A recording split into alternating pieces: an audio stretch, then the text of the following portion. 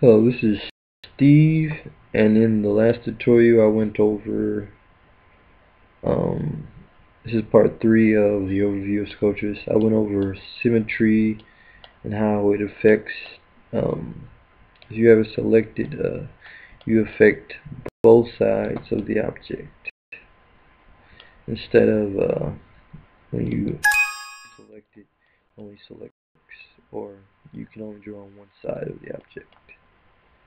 So that's symmetry. Alright. Now I'm going to be going over these tools, the new sphere, import, export, and the rest of them. Alright, so what new sphere does, it allows you to create or add a new sphere to the scene. You can either create one, or if you have symmetry selected, you can add more than one. So I'll redo that. Add object to the scene. So if you have symmetry selected, you'll be able to add more than one, or one more object to the scene. And if you want to create a completely new entire scene, go to new scene and not add object. You have a completely new sphere. And what new plane does is the same thing. If you want to add an object, it will look like a sphere, but it's a plane. You can either add one or two. You only can see the top parts of plane, so keep that in mind.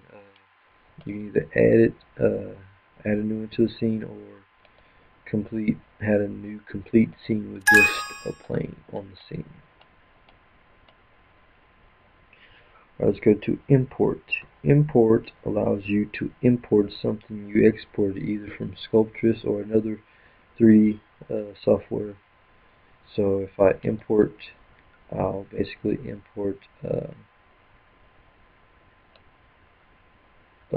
basically probably go. Let me see if I have something in here. That's it.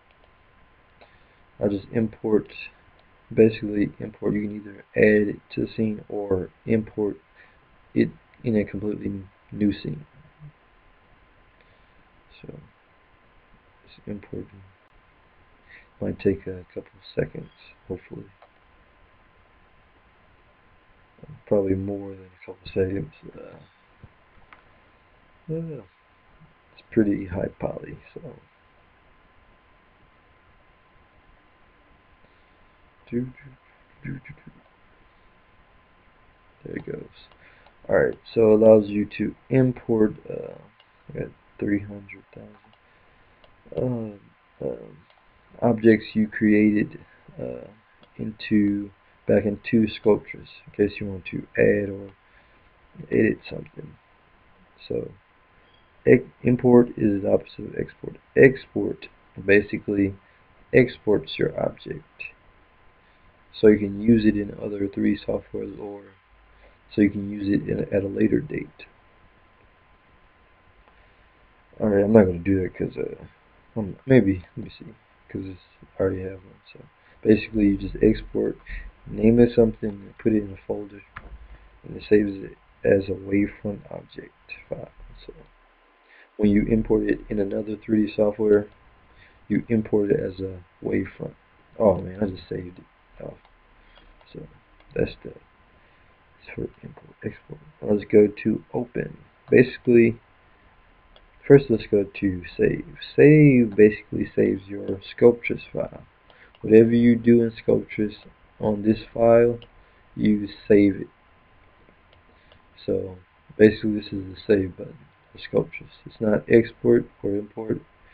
Export is completely different. It exports an object out of Sculptris.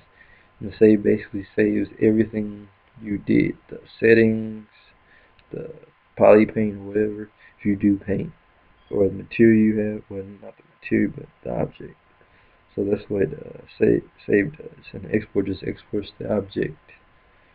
So save is basically Sculptris is save, and open basically opens your Sculptris file that you saved.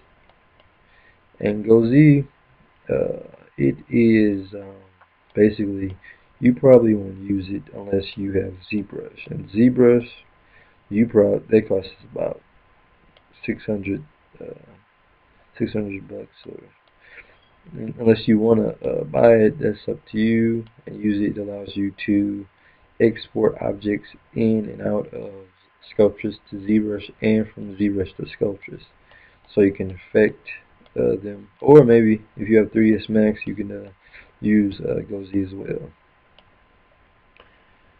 to export and import into Max or ZBrush or Maya, maybe. So that's the part 3 of overview of Sculptris. Goodbye.